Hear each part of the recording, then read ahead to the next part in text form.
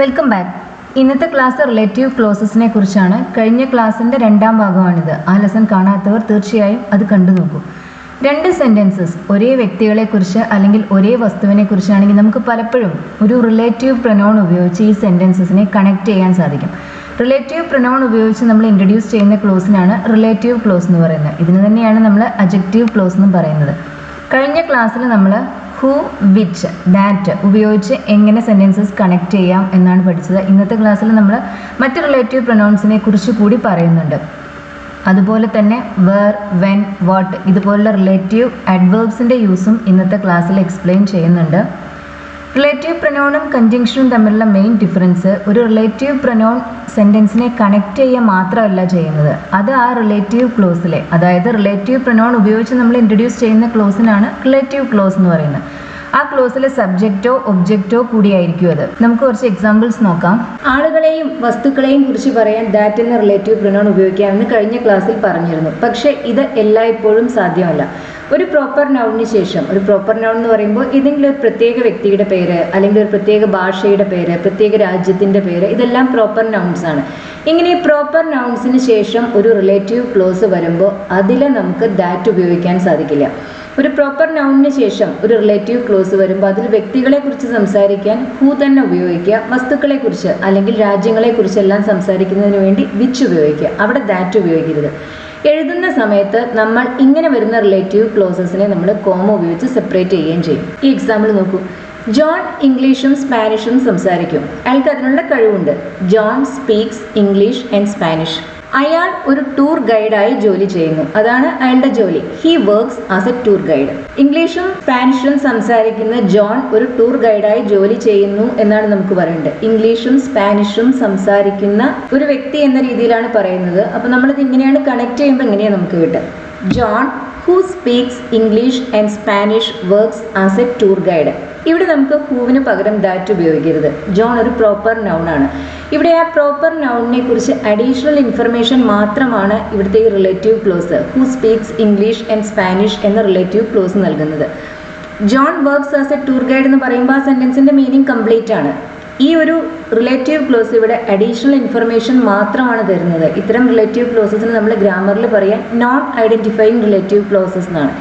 ഇങ്ങനെ non ഐഡൻറ്റിഫയിങ് relative ക്ലോസസിൽ നമുക്ക് that ഉപയോഗിക്കാൻ സാധിക്കില്ല. ആളുകളെ കുറിച്ച് പറയാൻ ഇങ്ങനെ വരുമ്പോൾ നമ്മൾ ഹൂ തന്നെ ഉപയോഗിക്കുക. ഓർത്തിരിക്കാൻ എളുപ്പത്തിന് വേണ്ടി പറയുകയാണ്, ഒരു പ്രോപ്പർ നൗണിന് ശേഷം വരുന്ന ഒരു റിലേറ്റീവ് ക്ലോസിൽ ആളുകളെ കുറിച്ച് പറയാൻ ഹൂ ഉപയോഗിക്കുക, ദാറ്റ് ഉപയോഗിക്കരുത്.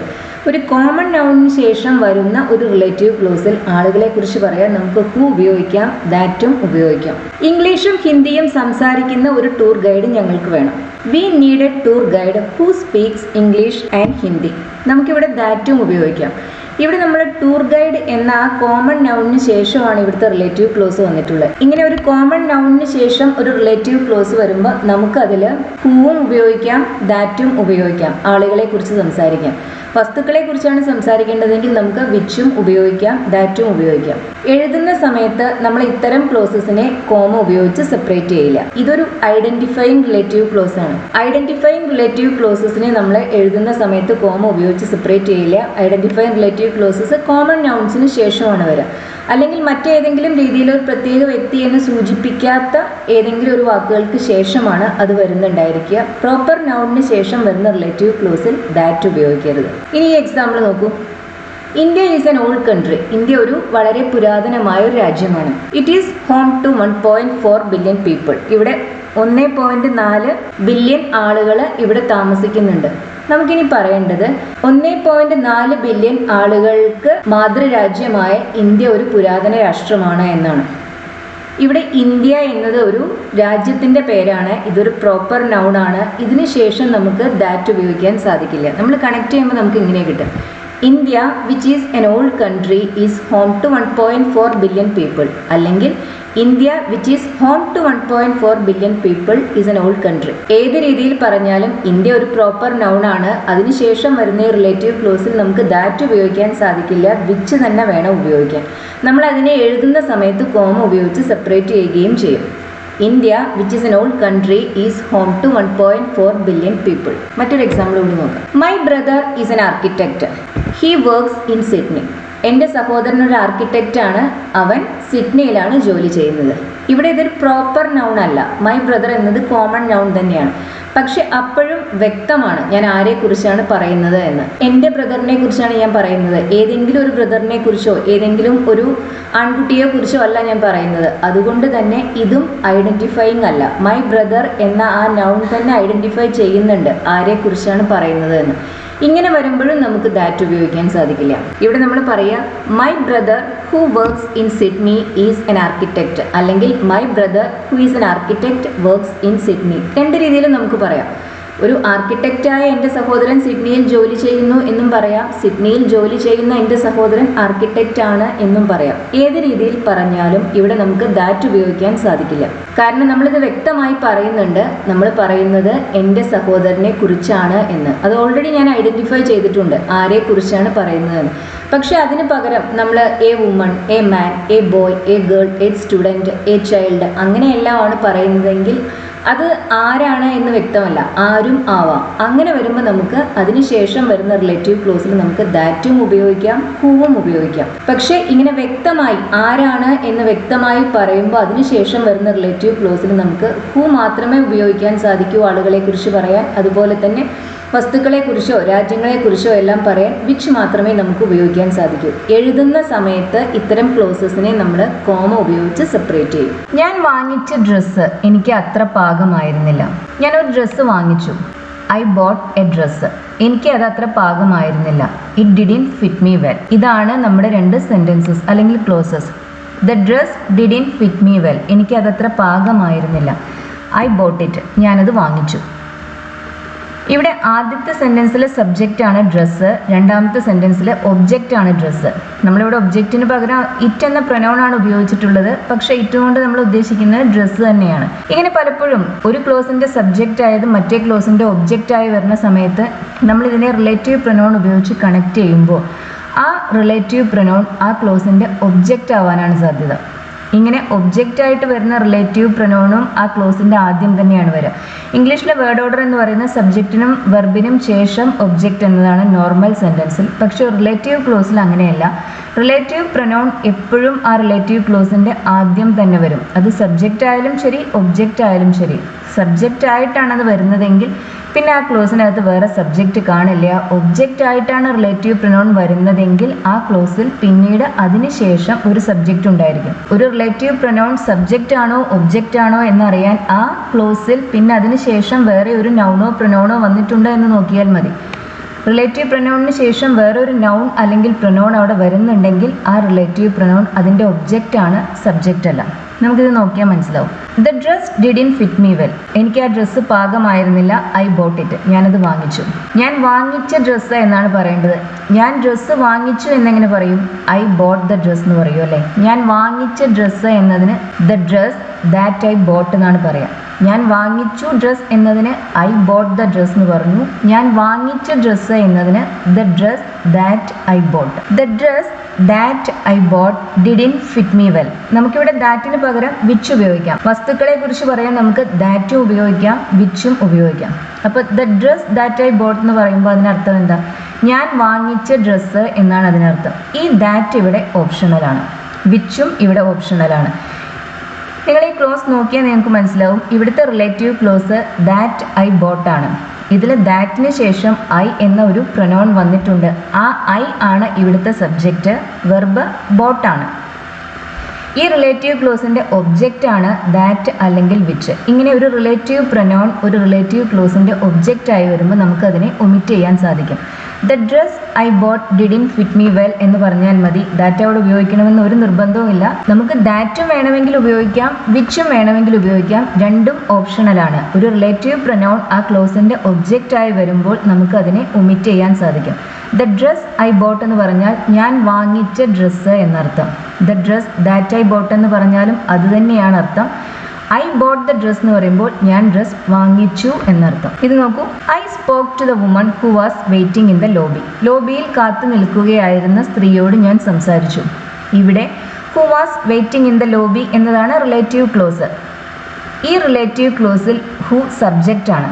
അതിനുശേഷം നമുക്കൊരു നൗണോ പ്രൊനൗണോ ഒന്നും കാണുന്നില്ല.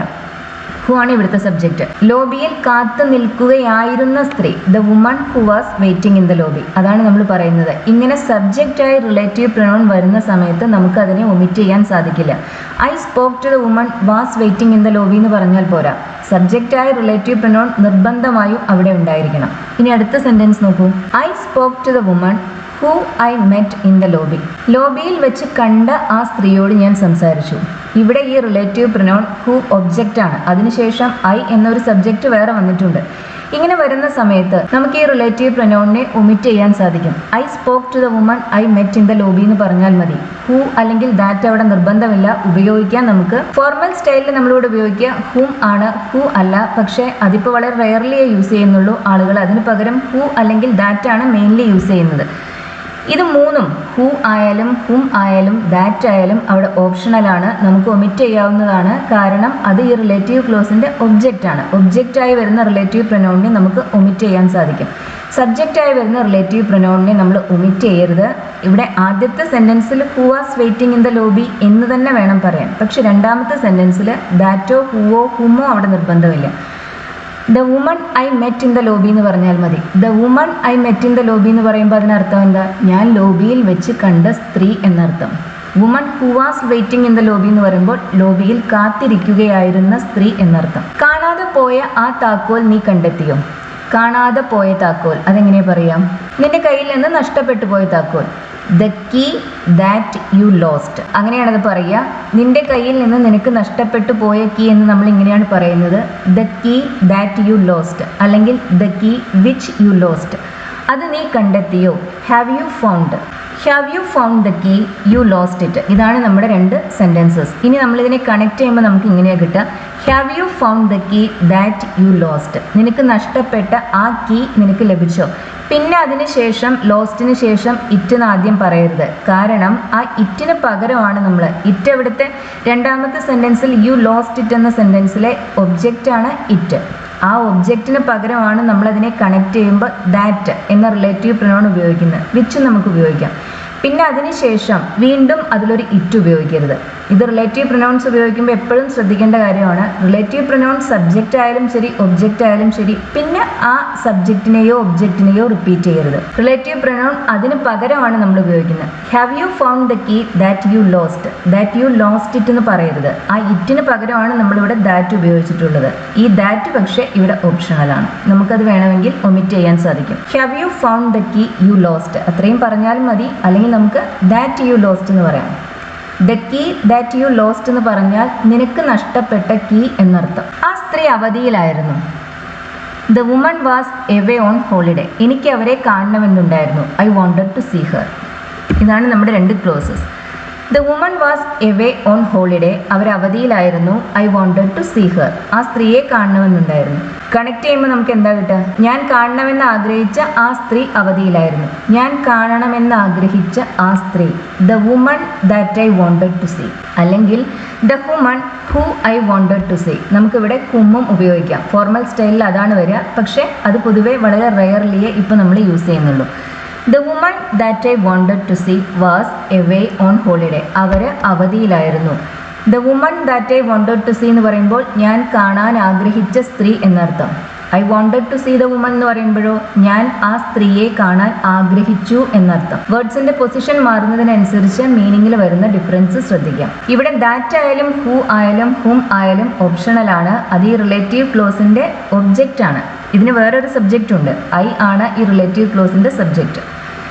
The woman I wanted to see was away on holiday അത്രയേ പറയണ്ടൂ. നിങ്ങൾക്ക് വേണമെങ്കിൽ അവിടെ that I wanted to see എന്ന് പറയാം, who I wanted to see എന്ന് പറയാം, whom I wanted to see എന്നും പറയാവുന്നതാണ്. ഈ മൂന്ന് റിലേറ്റീവ് പ്രൊനൗൺസും ഇവിടെ ഓപ്ഷണലാണ്. നീ തിരഞ്ഞുകൊണ്ടിരുന്ന പുസ്തകം ഇതാണോ? ഇതാണോ പുസ്തകം? Is this the book? You were looking for it. നീ അതിനു വേണ്ടി തിരഞ്ഞുകൊണ്ടിരിക്കുകയായിരുന്നു. നീ തിരഞ്ഞുകൊണ്ടിരുന്ന പുസ്തകം അതെങ്ങനെയാണ് നമ്മൾ പറയുന്നത്? The book you were looking for അല്ലേ? The book you were looking for. അതിനിടയിൽ ദാറ്റ് എന്ന ഒരു റിലേറ്റീവ് പ്രൊനൗൺ നമുക്ക് വേണമെങ്കിൽ ഉപയോഗിക്കാം. The book that you were looking for, the book which you were looking for. രണ്ട് രീതിയിലും പറയാം. ദാറ്റ് ആയാലും വിച്ച് ആയാലും അതിവിടെ ഓപ്ഷണലാണ്. ഹും നമുക്കിവിടെ ഉപയോഗിക്കാൻ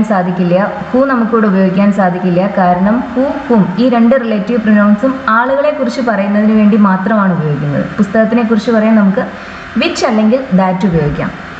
നീ തിരഞ്ഞുകൊണ്ടിരുന്ന പുസ്തകം ഇതാണോ? Is this the book that you were looking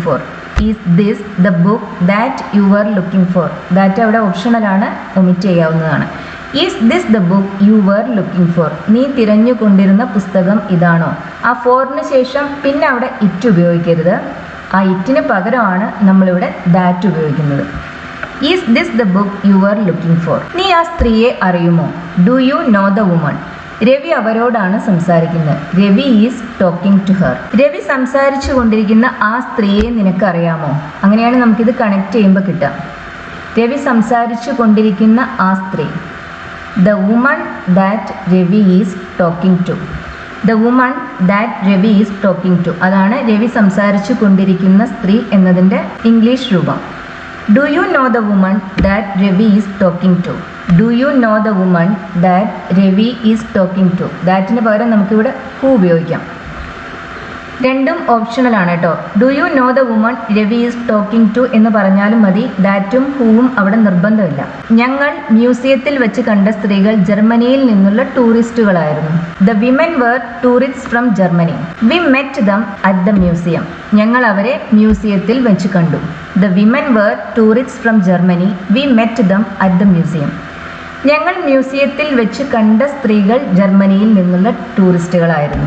ഞങ്ങൾ മ്യൂസിയത്തിൽ വെച്ച് കണ്ട സ്ത്രീകൾ. The women that we met at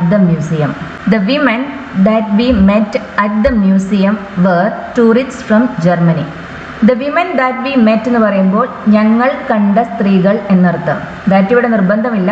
the women V met എന്ന് പറഞ്ഞാലും മതി. ഇത് മനസ്സിലാക്കാൻ അത്ര കൺഫ്യൂഷൻ ഒന്നുമില്ല. റിലേറ്റീവ് പ്രൊനൗൺ റിലേറ്റീവ് ക്ലോസിൻ്റെ ഒബ്ജക്റ്റായി വരുമ്പോൾ അതവിടെ നിർബന്ധമില്ല. അതവിടെ ഉണ്ട്, പക്ഷെ നമ്മളത് മെൻഷൻ ചെയ്യേണ്ട ആവശ്യമില്ല. നമുക്കത് ഒമിറ്റ് ചെയ്യാം. The women V met at the museum എന്ന് പറഞ്ഞാൽ മതി. നിങ്ങൾക്ക് അവിടെ ദാറ്റ് ഉപയോഗിക്കാം, ഹു ഉപയോഗിക്കാം, ഹൂം ഉപയോഗിക്കാം. വേണമെങ്കിൽ ഇത് മൂന്നും അവിടെ നിർബന്ധമില്ല. നീ ധരിച്ചിരിക്കുന്ന ഡ്രസ്സ് എനിക്കിഷ്ടമായി. I like the dress. നീ അത് ധരിച്ചിരിക്കുകയാണ്. യു ആർ വിയറിങ് ഇറ്റ് അല്ലേ? നീ ധരിച്ചിരിക്കുന്ന dress. The dress that you are wearing. I like the dress that you are wearing. നീ ധരിച്ചിരിക്കുന്ന ഡ്രസ്സ് എനിക്കിഷ്ടമാണ്. നീ ധരിച്ചിരിക്കുന്ന ഡ്രസ്സ് എന്ന് നമ്മൾ ഇംഗ്ലീഷിൽ പറയുക the dress that you are wearing എന്നാണ്. ദാറ്റ് ഇവിടെ നിർബന്ധമില്ല. The dress you are wearing എന്ന് പറഞ്ഞാലും മതി. I like the dress you are wearing. നീ ധരിച്ചിരിക്കുന്ന ഡ്രസ്സ് എനിക്ക് ഇഷ്ടമായി. ഞാൻ കണ്ടതിൽ വെച്ച് ഏറ്റവും മോശം സിനിമയാണ് ഇത്. This is the worst movie. ഇതാണ് ഏറ്റവും മോശം സിനിമ. ഞാൻ കണ്ടതിൽ വെച്ച്. That I have ever seen. This is the worst movie that I have ever seen. The worst movie that I have ever seen എന്ന് പറഞ്ഞാൽ ഞാൻ കണ്ടതിൽ വെച്ച് ഏറ്റവും മോശം സിനിമ എന്നർത്ഥം. This is the worst movie I have ever seen എന്ന് പറഞ്ഞാലും മതി. ദാറ്റ് നിർബന്ധമില്ല ഇവിടെ. വാട്ട് റിലേറ്റീവ് അഡ്വർബ് ആണ്, റിലേറ്റീവ് പ്രൊനൗൺ അല്ല. പലപ്പോഴും നമ്മൾ ഇതും യൂസ് ചെയ്യാറുണ്ട്. ഈ സെന്റൻസ് നോക്കിയാൽ നിങ്ങൾക്കത് മനസ്സിലാവും. സംഭവിച്ചത് എൻ്റെ തെറ്റായിരുന്നു. What happened was my fault. What happened was my fault. That happened എന്നല്ല ഇവിടെ പറയുന്നത്, സംഭവിച്ചത്.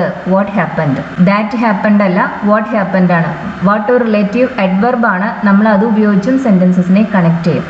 നമുക്കിത് ദാറ്റ് ഉപയോഗിച്ചാണ് പറയേണ്ടതെങ്കിൽ പിന്നെ ദാറ്റ് ഹാപ്പൻഡ് എന്ന് പറഞ്ഞാൽ പോരാ. നമ്മൾ എന്ത് പറയും? എവരിത്തിങ് ദാറ്റ് ഹാപ്പൻഡ് നമുക്ക് പറയാം. Everything that happened was my fault. സംഭവിച്ചതെല്ലാം എൻ്റെ തെറ്റായിരുന്നു. മലയാളത്തിൽ നമുക്ക് നോക്കിയാൽ മനസ്സിലാവും ചെറിയൊരു മീനിങ്ങിൽ ചെറിയൊരു ഡിഫറൻസ് ഉണ്ട്. What happened was my fault എന്ന് പറയുമ്പോൾ സംഭവിച്ചത് എൻ്റെ തെറ്റായിരുന്നു എന്നാണ്. Everything that happened was my fault എന്ന് പറയുമ്പോഴോ സംഭവിച്ചതെല്ലാം എൻ്റെ തെറ്റായിരുന്നു എന്നാണ്.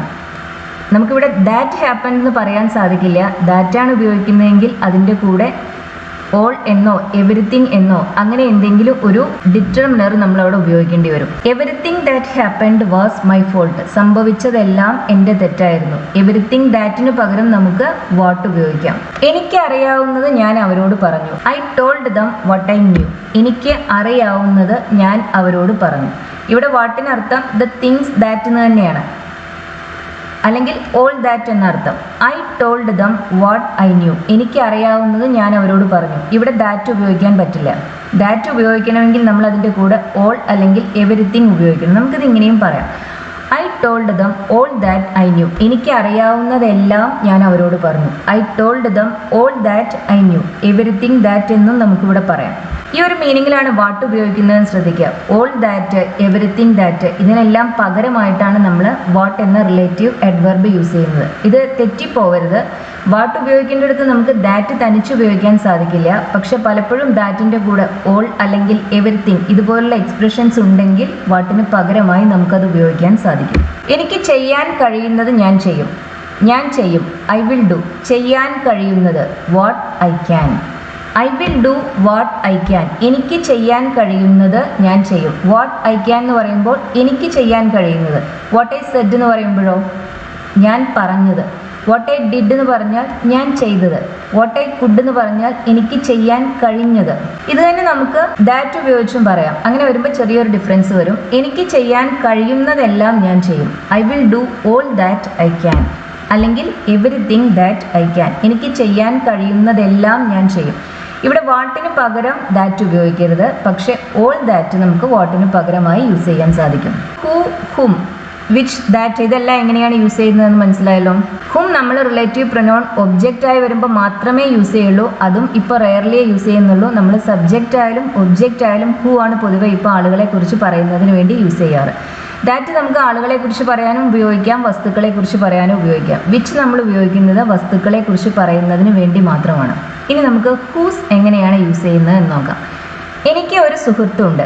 I have a friend. അവൻ്റെ അച്ഛൻ ഒരു സെയിലറാണ്. His father is a sailor. I have a friend. His father is a sailor. His എന്നതൊരു പൊസസീവ് വേർഡാണ് അല്ലേ. അവൻ്റെ അച്ഛൻ, അവൻ്റെ എന്ന ആ ഒരു പൊസിഷൻ സൂചിപ്പിക്കുന്ന വാക്കാണ് ഹിസ്. ഇതിന് പകരം നമുക്ക് ഉപയോഗിക്കാവുന്ന റിലേറ്റീവ് പ്രൊനൗൺ ആണ് whose. I have a friend whose father is a sailor.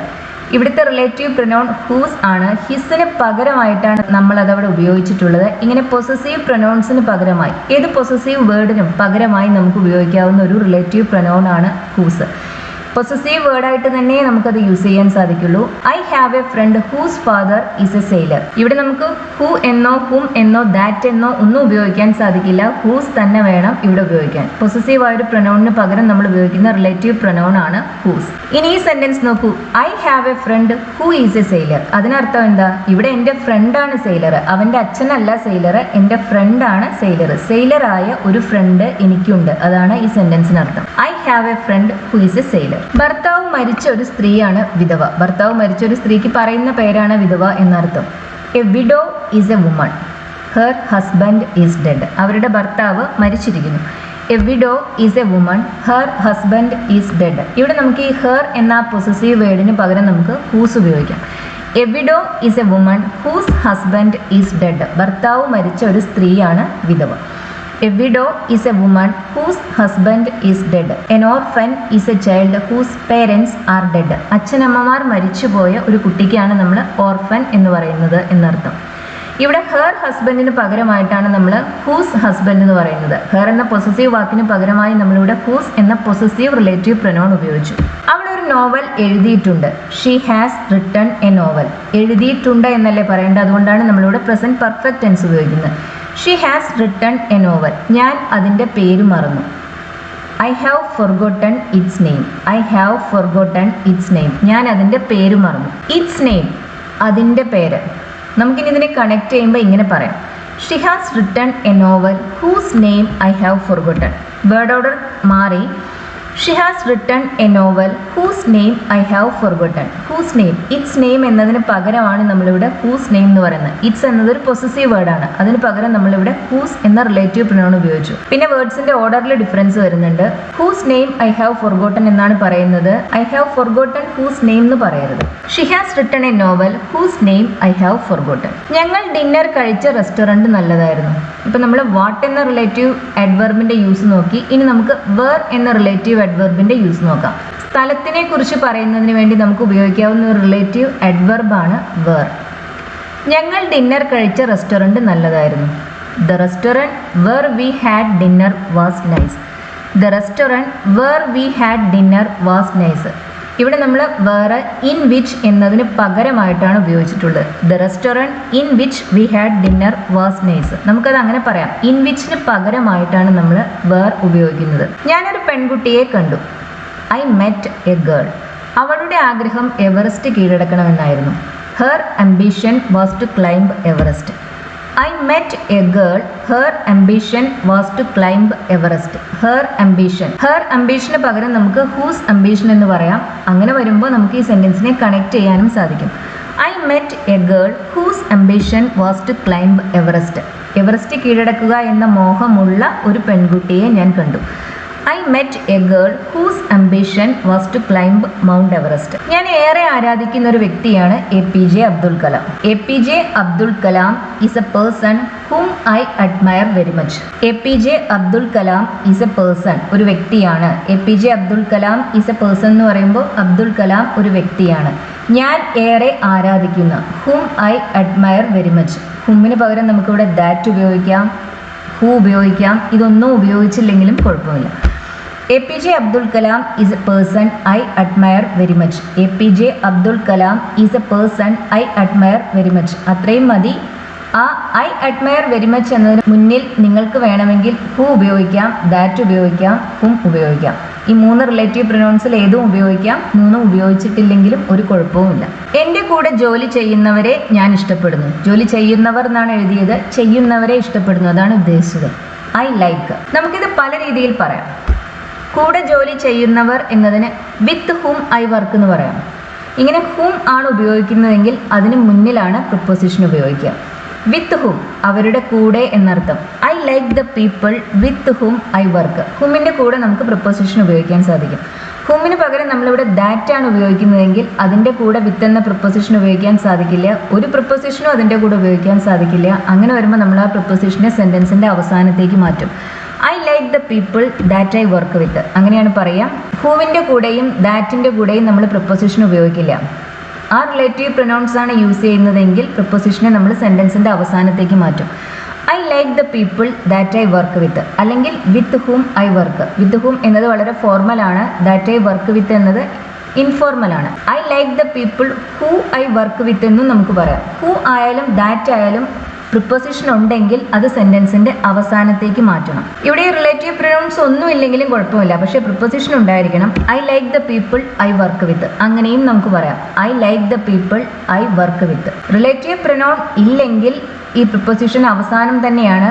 ഹും എന്ന റിലേറ്റീവ് പ്രൊനൗൺ ഉപയോഗിക്കുന്നുണ്ടെങ്കിൽ ആ പ്രിപ്പോസിഷൻ അതിന് മുന്നിൽ വരും. അല്ലാത്ത സാഹചര്യങ്ങളിലെല്ലാം ഈ പ്രിപ്പോസിഷൻ ഈ സെൻറ്റൻസിൻ്റെ അവസാനമാണ് വരുന്നത്.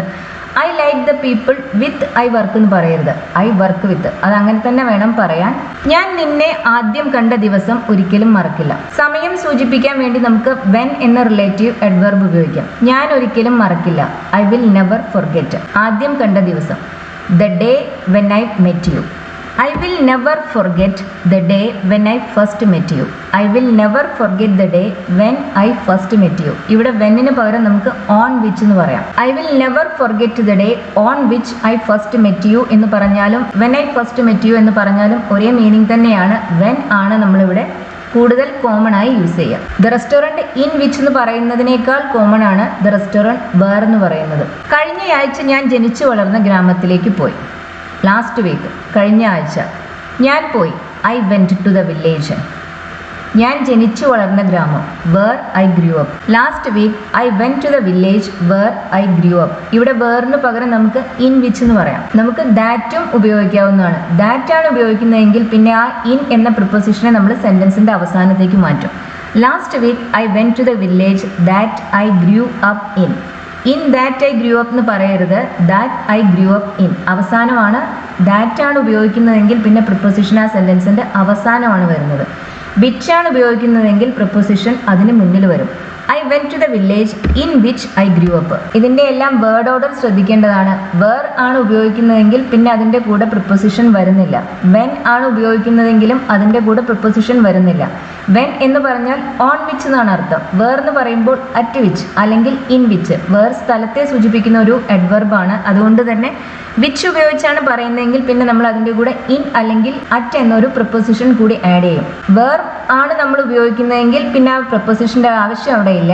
വിച്ച് ആണ് ഉപയോഗിക്കുന്നതെങ്കിൽ ആ പ്രിപ്പോസിഷൻ വിച്ചിൻ്റെ കൂടെ വരും. ഇൻ വിച്ച് എന്നാണ് പറയുക. ആ പ്രിപ്പോസിഷനെ നമുക്ക് അങ്ങനെ വരുമ്പോൾ സെൻറ്റൻസിൻ്റെ അവസാനത്തേക്ക് മാറ്റാൻ സാധിക്കില്ല.